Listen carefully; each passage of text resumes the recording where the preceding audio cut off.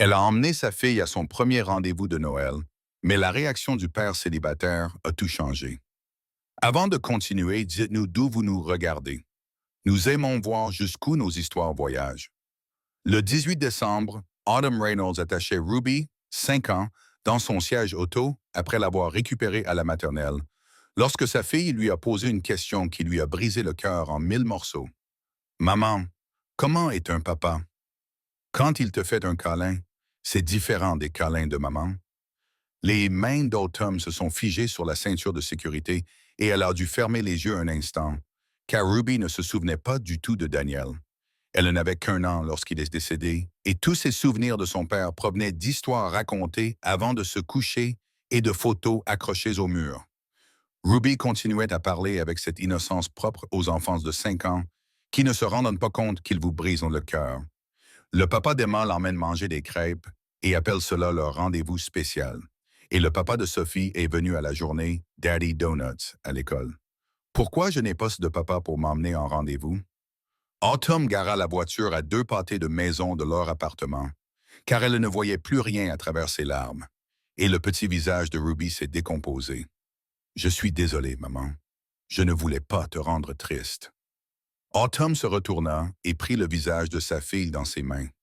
Tu ne m'as pas rendu triste, ma chérie. Et tu sais quoi? Tu vas avoir un rendez-vous. Je vais t'emmener en rendez-vous. Un vrai rendez-vous chic, avec de la bonne nourriture et tout. Le visage de Ruby s'illumina comme si quelqu'un avait branché des guirlandes de Noël.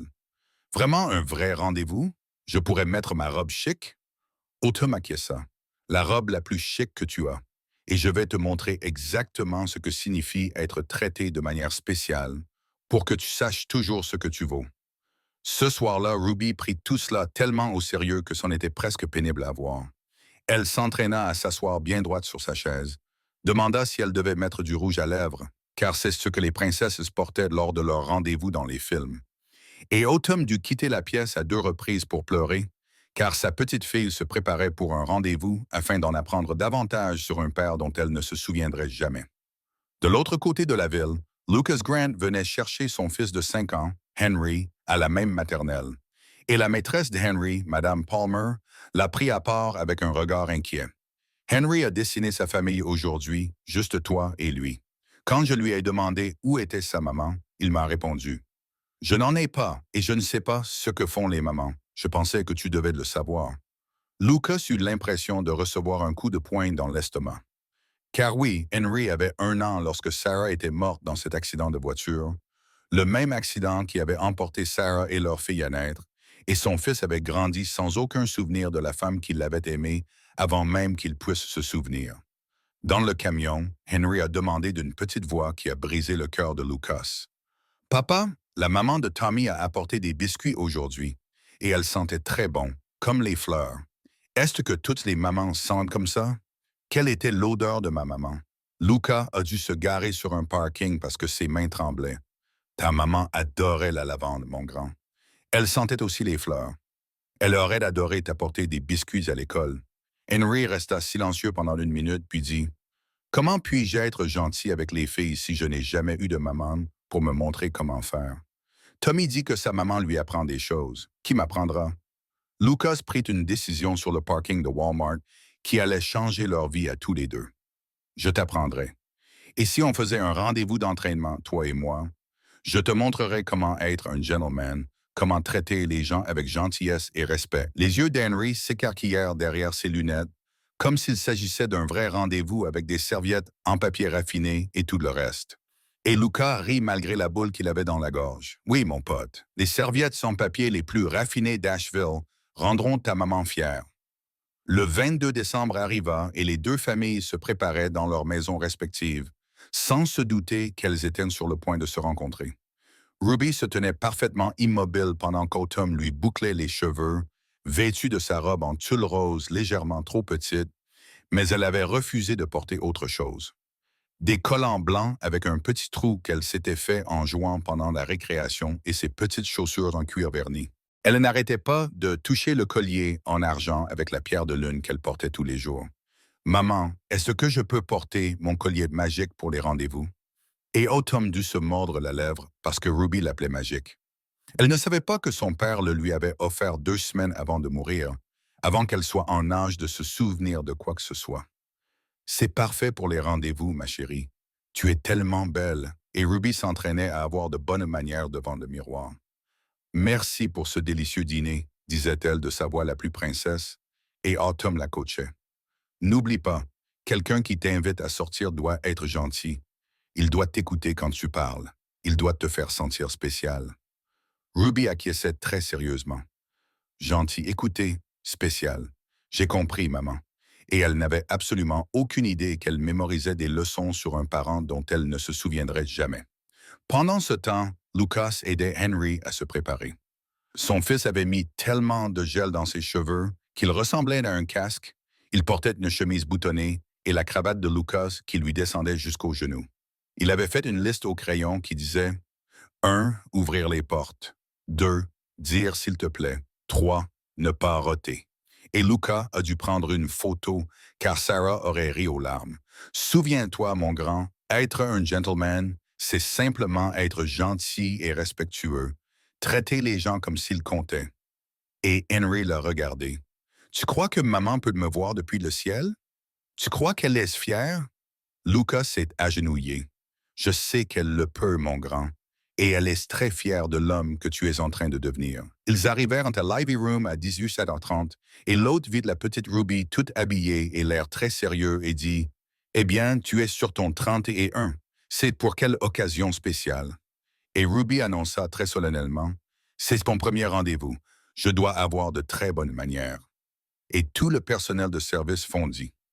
5 minutes plus tard, Henry entra avec Lucas et dit à l'hôtesse « Je m'entraîne à être un gentleman pour savoir comment être gentil avec les filles. » Elle a dû détourner le regard car c'était trop mignon. Au début, aucune des deux familles n'a remarqué l'autre, trop concentrées sur leur propre rendez-vous d'entraînement.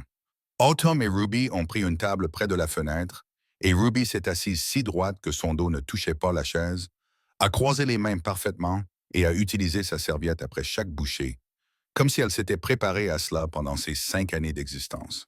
Autumn lui a demandé « Qu'as-tu appris à l'école aujourd'hui, ma chérie? » Et le visage de Ruby s'est illuminé parce que quelqu'un l'écoutait vraiment. Elle lui a tout raconté sur la peinture au doigt, le hamster de son ami appelé MC Whiskers et comment les nuages sont faits d'eau qui flotte. Autumn a montré tout ce qu'elle voulait que Ruby apprenne. Le contact visuel, poser des questions complémentaires, montrer un intérêt sincère et Ruby a chuchoté « Maman, c'est ça les rendez-vous? Juste parler et être gentil? » Et Autumn sentit les larmes lui monter aux yeux. Les meilleurs moments, c'est quand quelqu'un vous donne l'impression de vous écouter. 3 tables plus loin. Lucas enseignait les mêmes choses à Henry et Henry avait très sérieusement tiré la chaise de Lucas avant de se rappeler qu'il était censé s'asseoir lui aussi. Il a commandé ses bâtonnets de poulet en disant « Puis-je avoir ça, s'il vous plaît? Merci beaucoup. » Et le serveur a failli pleurer. Lucas a demandé « Quel a été le meilleur moment de ta journée, mon grand? » Et Henry a semblé surpris que quelqu'un veuille le savoir. Il a commencé à parler des blocs qu'il avait construits dans le livre sur les dinosaures et du plaisir qu'il avait eu pendant la récréation. Mais Tommy l'avait bousculé et il n'avait pas riposté, car ce n'est pas ce que font les gentlemen. Ruby a repéré Henry en premier, car il était le seul autre enfant à être habillé de manière élégante. Elle a tiré sur la manche d'Autumn et l'a montré du doigt sans aucune subtilité, car elle avait 5 ans.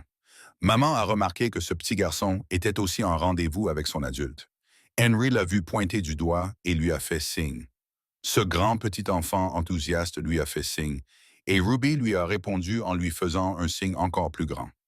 Autumn et Lucas se sont regardés dans les yeux pour la première fois et ont tous deux souri avec cette compréhension partagée, comme pour dire « Oh, un autre parent qui fait exactement la même chose. C'est mignon. » Le gérant du restaurant est venu 20 minutes plus tard. Nous venons d'avoir une annulation dans notre salle familiale privée. Vos 2 familles aimeraient-elles la partager? Elle dispose d'une aire de jeu et est plus calme pour les petits. Ruby et Henry ont crié en même temps « Oui, s'il vous plaît », et leurs parents n'ont pas pu dire non à ces visages. Ils ont été déplacés vers une table plus grande dans une salle avec un petit coin, avec des jouets et des livres. Et les enfants sont immédiatement devenus les meilleurs amis, comme seuls les enfants de 5 ans peuvent l'être. Aucune gêne, juste j'aime ta robe, elle brille, et j'aime ta cravate, elle est vraiment longue. Puis ils ont gloussé ensemble. Autumn s'est présenté. Je m'appelle Autumn, voici Ruby. Luca lui a serré la main. Je m'appelle Lucas et voici Henry. Ruby a annoncé sans aucune gêne. Ma maman m'apprend ce que sont les rendez-vous galants parce que je n'ai pas de papa. Henry a ajouté comme si c'était la chose la plus normale au monde. Mon papa m'apprend à être un gentleman parce que je n'ai pas de maman. Les deux adultes se sont figés et ont échangé un regard par-dessus la tête des enfants. Ils ont vu le même chagrin et la même détermination se refléter dans leurs yeux. Mon papa m'apprend à être un gentleman parce que je n'ai pas de maman. Les deux adultes se sont figés et ont échangé un regard par-dessus la tête de leurs enfants. Ils ont vu se refléter dans les yeux de l'autre la même douleur et la même détermination. Les amis de Ruby ont tous des rendez-vous père-fille. Je voulais qu'elle sache ce que c'est que de se sentir valorisée, a dit Autumn doucement. Et Luca a acquiescé. Henry n'a pas de maman pour lui montrer comment traiter les femmes correctement. Alors, je lui apprends par l'exemple. Ils ont commencé à discuter pendant que les enfants coloriaient les menus d'activité, partageant leurs difficultés en tant que parents célibataires dans cette idée étrange et magnifique de rendez-vous qu'ils avaient eu indépendamment l'un de l'autre. Puis Ruby a levé la main pour toucher son collier, comme elle le faisait toujours lorsqu'elle était heureuse ou nerveuse. C'était juste une petite habitude qui la réconfortait. Lucas s'est interrompu au milieu d'une phrase et son visage est devenu complètement blanc, fixant ce collier comme s'il avait vu un véritable fantôme. Où avait-elle trouvé ce collier? Sa voix était tremblante et étrange, et Autumn s'est immédiatement montrée protectrice. Son père le lui avait donné avant de mourir. Pourquoi cette question? Lucas s'est levé si vite que sa chaise a raclé le sol bruyamment. Comment s'appelait votre mari? Autumn s'est levé à son tour, effrayé. Daniel Reynolds, que se passe-t-il? Vous me faites peur. Lucas s'est rassis brusquement et a sorti son téléphone, les mains tremblantes. Ma femme Sarah a fabriqué ce collier. Elle était créatrice de bijoux et Daniel était son meilleur ami. Il lui a montré une photo. Autumn a saisi le téléphone et ses jambes ont failli se dérober sous elle, car c'était Sarah. Daniel Sarah, sa collègue, la femme dont il parlait sans cesse. La meilleure amie avec laquelle il avait fait du covoiturage pour se rendre à cette fête il y a 4 ans. Celui avec qui il était mort le 20 décembre. Ils avaient eu le même accident. Ils l'avaient dit tous les deux exactement au même moment et les yeux de Lucas s'étaient remplis de larmes. Même hôpital. J'étais dans la salle d'attente des soins intensifs. Sarah a été opérée en urgence. Et Autumn a chuchoté. Daniel était 2 portes plus loin. J'ai entendu quelqu'un pleurer dans le couloir. C'était toi. Ruby et Henry ont levé les yeux de leur coloriage. Pourquoi les adultes sont-ils tristes? Et Henry a pris la main de Ruby. Ce n'est pas grave. Les adultes pleurent parfois. Mon père dit que pleurer, c'est courageux. La voix de Lucas était rauque et brisée. Il y a autre chose à propos de ce collier, à propos de la raison pour laquelle Sarah l'a fabriqué.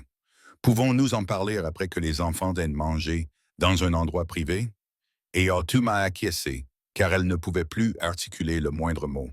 Depuis 4 ans, ils étaient liés par la même tragédie sans le savoir. Et maintenant, leurs enfants se tenaient la main comme s'ils se connaissaient depuis toujours. Et elle avait le sentiment que tout était sur le point de changer. Après le dîner, ils se tenaient dans le parking du restaurant, tandis que Ruby et Henry jouaient dans la neige légère sous le regard attentif du personnel à travers les grandes fenêtres.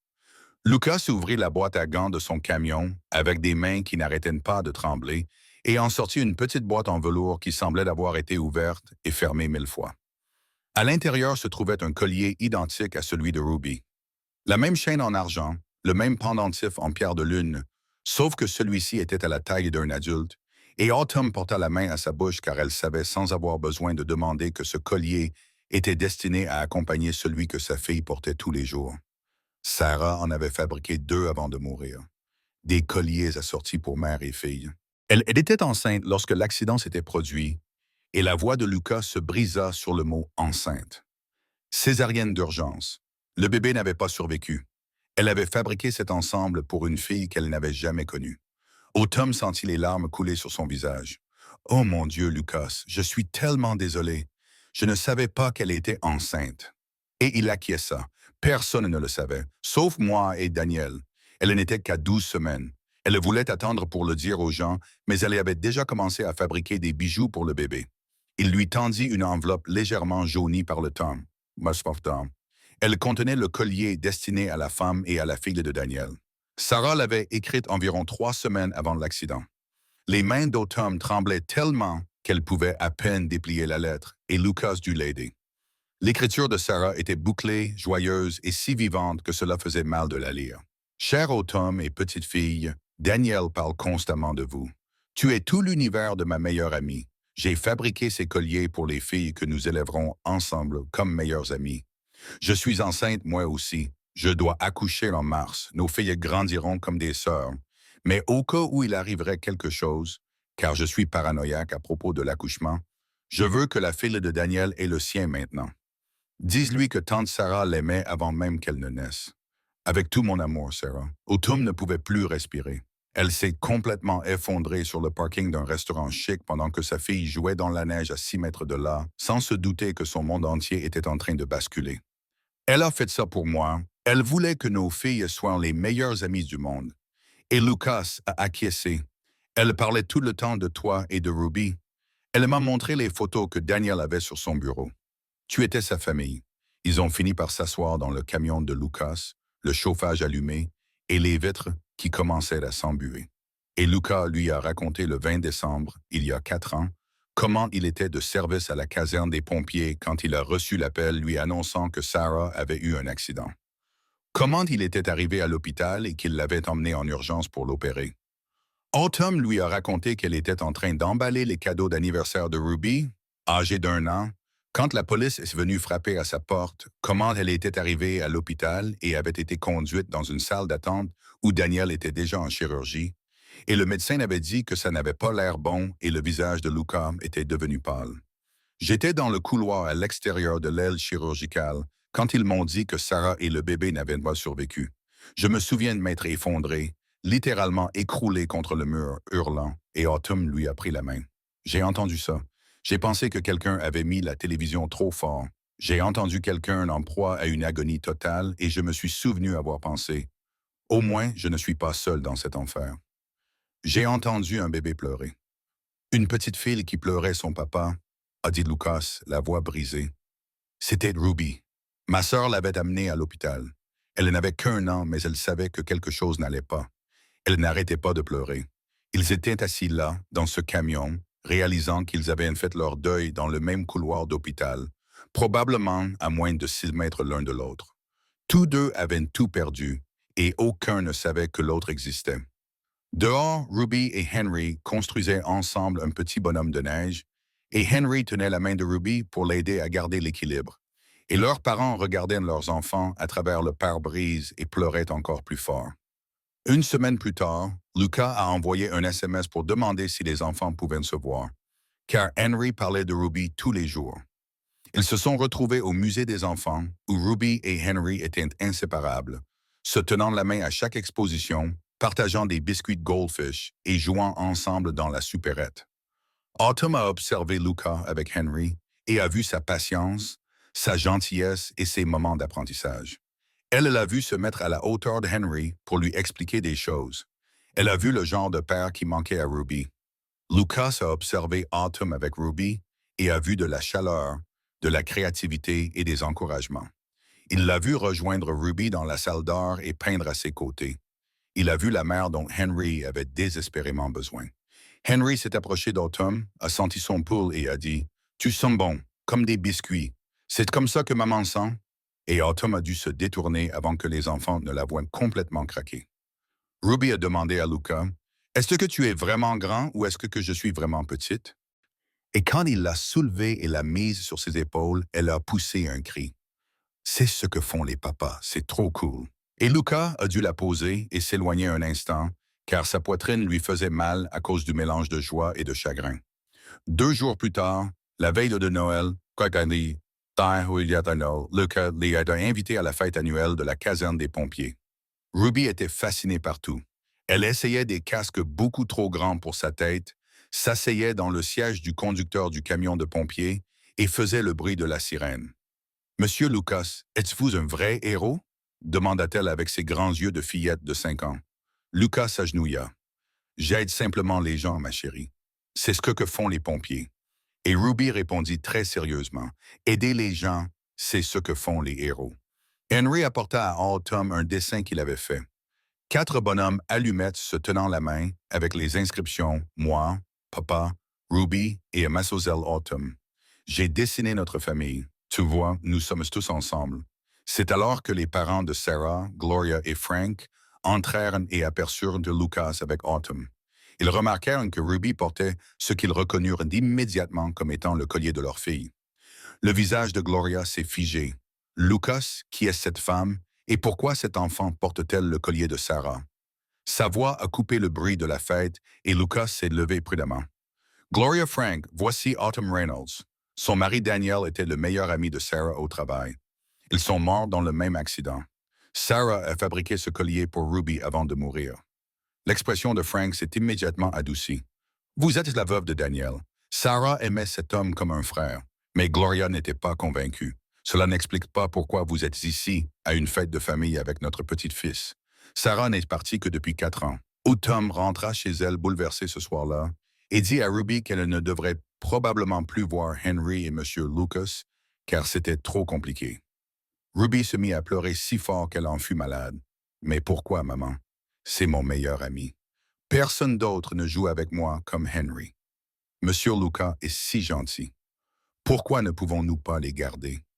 Et Autumn s'est rendu compte que sa fille avait plus souri en 2 semaines qu'elle ne l'avait fait en plusieurs mois, mais elle avait trop peur de la colère de Gloria et du poids de tout ce chagrin partagé.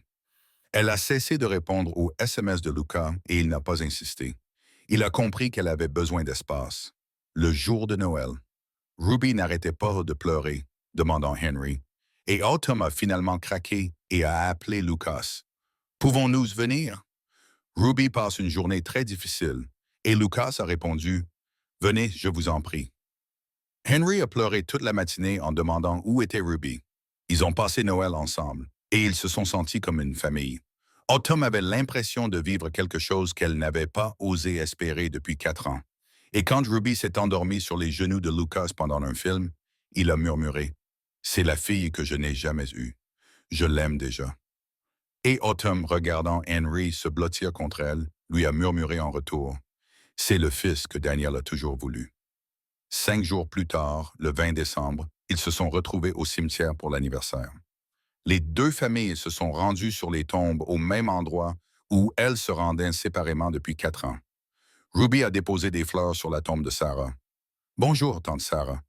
Merci pour mon collier magique.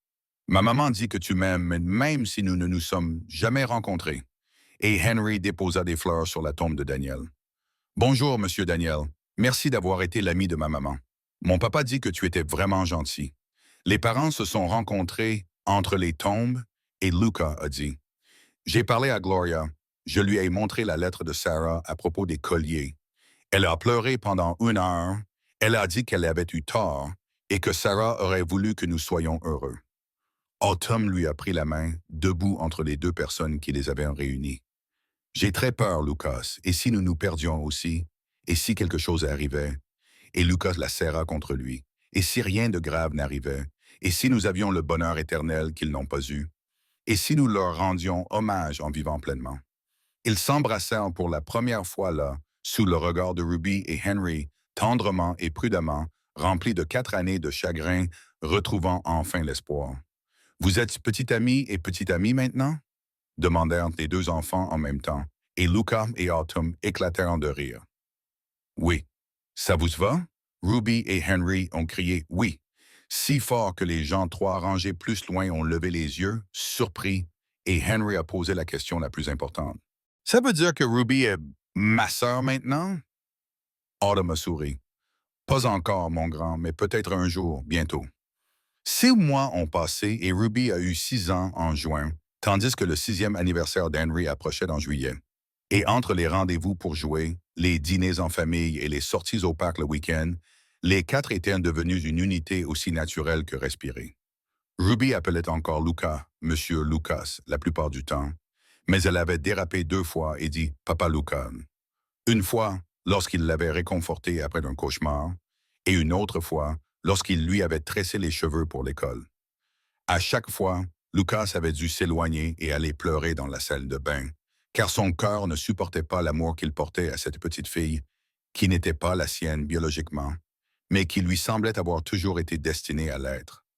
Henry appelait Autumn Mademoiselle Autumn, mais demandait sans cesse à Lucas, est-ce qu'elle peut être ma vraie maman? Elle fait des choses de maman.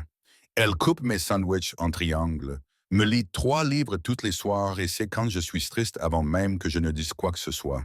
Et Lucas ébouriffait ses cheveux et lui disait, tu veux qu'elle soit ta maman, mon grand? Et Henry acquiesçait si vigoureusement que tout son corps bougeait. Un samedi matin, fin août, Gloria s'est présentée à l'appartement d'Autumn avec des cartons, et Autumn a eu l'estomac noué, pensant qu'allait avoir lieu une nouvelle confrontation. Mais les yeux de Gloria étaient rouges, comme si elle avait pleuré pendant des jours. J'ai apporté le matériel de fabrication de bijoux de Sarah, tous ses outils, ses perles et ses fils métalliques. Je pense que Ruby devrait les avoir quand elle sera plus grande. Tu pourras peut-être lui apprendre. Et la voix de Gloria s'est brisée. Je me suis trompé à ton sujet. Je m'accrochais tellement à ma fille que je ne voyais pas que tu étais exactement ce qu'elle aurait voulu pour Lucas et Henry. Elle sortit d'autres journaux intimes de Sarah, des pages et des pages, où elle exprimait son espoir que son bébé et celui de Daniel grandissent ensemble comme des frères et sœurs, et où elle disait qu'Autumn était la sœur qu'elle n'avait jamais eue. Et Gloria sanglota. Tu perpétues les souhaits de ma fille, et je suis désolé de t'avoir fait sentir que tu n'étais pas la bienvenue dans notre famille. Elles pleurèrent ensemble sur le canapé d'occasion d'Autumn. Et Gloria dit, les derniers mots que Sarah m'a dit avant cette fête de travail étaient « Dis à Lucas de trouver des gens qui ont besoin de lui. » Je pense qu'elle parlait de toi et Ruby. Je pense qu'elle savait, d'une manière ou d'une autre. 2 semaines plus tard, Lucas a réservé une table à l'Ivy Room et a dit à Autumn de s'habiller, qu'il les emmenait tous les 3 dans un endroit spécial. Et lorsqu'ils sont entrés dans la même salle privée où ils s'étaient rencontrés 9 mois auparavant, Autumn a tout de suite compris ce qui allait se passer, et ses mains se sont mises à trembler. Après le dîner, Lucas s'est agenouillé, et Ruby a poussé un cri si fort que le serveur est arrivé en courant, pensant que quelqu'un s'étouffait. « Maman, Monsieur Lucas est à genoux, comme dans les films de princesse. » Henry souriait si largement que son visage semblait sur le point de se fendre en deux, et Lucas a pris une inspiration tremblante. Il y a 9 mois, Autumn avait amené Ruby ici pour lui apprendre à quoi ressemblait l'amour. Et j'ai amené Henry pour lui montrer comment être gentil. Et nous nous sommes trouvés au milieu de notre chagrin et de notre espoir. Sa voix était brisée, M. est brisée, mais ferme. Il s'est d'abord tourné vers Ruby. « Ruby Grace, j'ai une question très importante à te poser. Puis-je être ton papa?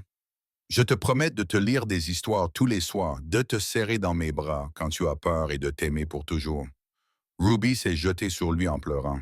« Oui, oui, oui, j'ai toujours voulu un papa et je voulais être toi. » Lucas l'a rattrapé et l'a serré fort dans ses bras, puis il a regardé Henry.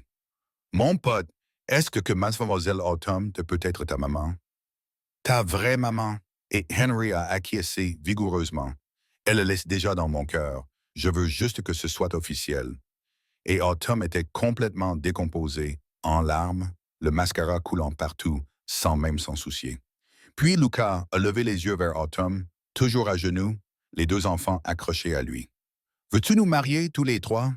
Veux-tu nous laisser devenir officiellement ta famille? » Et Autumn s'est agenouillée là, sur le sol du restaurant.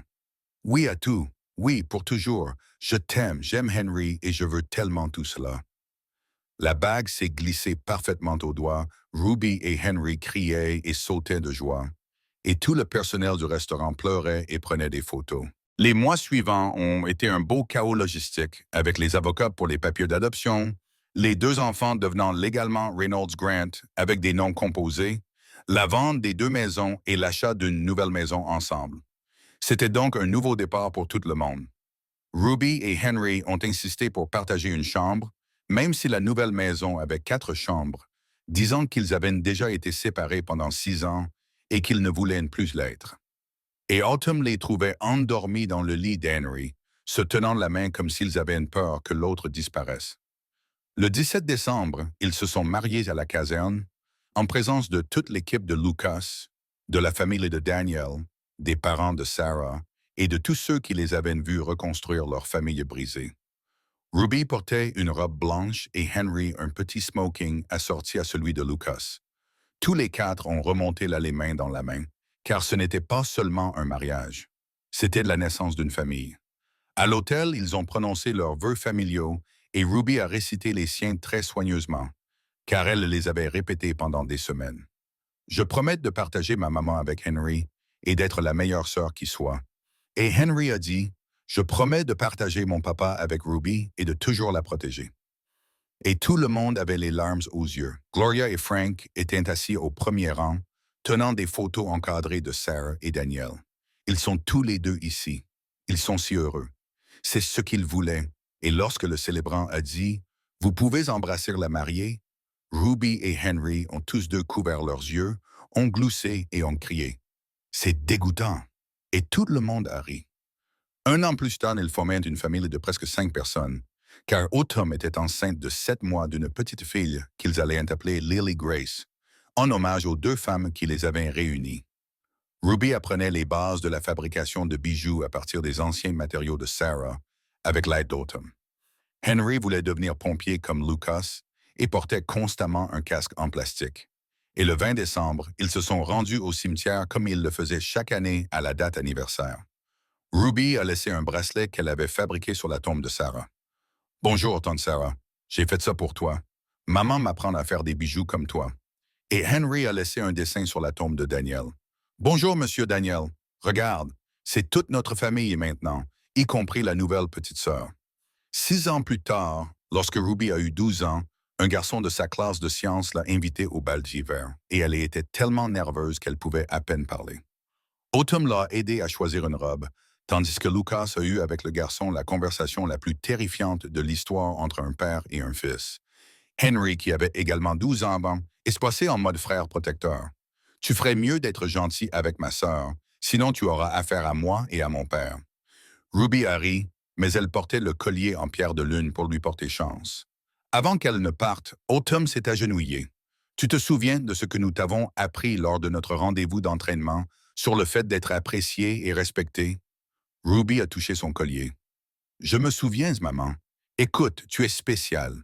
Je connais ma valeur parce que 2 papas m'ont aimé suffisamment pour me le montrer. » Ce soir de Noël, ils retournèrent à l'Ivy Room comme ils le faisaient chaque année. Ils formaient désormais une famille de 5 personnes avec la petite Lily, âgée de 6 ans, qui ressemblait trait pour trait à Sarah sur toutes les vieilles photos. Le gérant les vit d'arriver et se mit à pleurer. « La famille du rendez-vous d'entraînement, vous avez lancé notre tradition qui consiste à enseigner l'amour aux enfants. » Ruby et Henry ont raconté aux enfants plus jeunes des tables voisines comment leurs parents s'étaient rencontrés, leur apprenant ce qu'était la gentillesse et comment ils étaient tombés amoureux. Et les enfants ont écouté comme s'il s'agissait du plus beau conte de fées qui soit. Ce soir-là, à la maison, les 3 enfants endormis, Lucas et Autumn ont regardé leur mur de photos, des photos de Sarah et Daniel riant lors d'un événement professionnel, à côté des photos de mariage, du jour de l'adoption, du nouveau bébé et de tous les moments importants depuis. Autumn portait désormais le collier assorti, celui que Sarah avait fait pour elle, 2 colliers, 4 ans de deuil, un rendez-vous d'entraînement, 2 familles brisées qui se sont réunies, et Lucas l'embrassa sur le front. Les derniers mots de Sarah furent « Trouve des gens qui ont besoin de toi. » Ceux de Daniel furent « Prends soin de nos filles. Je pense qu'ils ont planifié cela depuis le ciel. » Ruby apparut en pyjama, tenant les 2 vieilles photos. « Maman, papa, pensez-vous qu'ils sont heureux que nous soyons tous ensemble? » Et Autumn la serra contre elle. « Chérie, je pense qu'ils font la fête. Parfois, un rendez-vous d'entraînement devient éternel. » Autumn a emmené Ruby, âgée de 5 ans, pour lui apprendre à quoi ressemble l'amour, et Lucas a emmené Henry pour lui montrer la gentillesse. Aucun des deux ne s'attendait à se rencontrer. Aucun des deux ne savait que leur défunt conjoint les avait liés des années auparavant par l'amitié, des colliers assortis et un plan cosmique qui a survécu même à la mort. Si vous vous êtes déjà inquiété que vos enfants ne connaissent pas l'amour sain, si vous avez perdu quelqu'un et pensez que vous ne vous sentiriez plus jamais entier, si vous croyez que certaines connexions sont tout simplement destinées à exister, cette histoire vous rappelle que les personnes que nous perdons continuent de nous guider vers ceux dont nous avons besoin. Abonnez-vous si cela vous a rappelé qu'honorer le passé signifie vivre pleinement le présent, que les rendez-vous d'entraînement peuvent changer toute votre vie et que parfois, les plus grandes histoires d'amour sont celles qui ont failli ne jamais se produire. Merci d'être ici avec nous et de croire que les secondes chances sont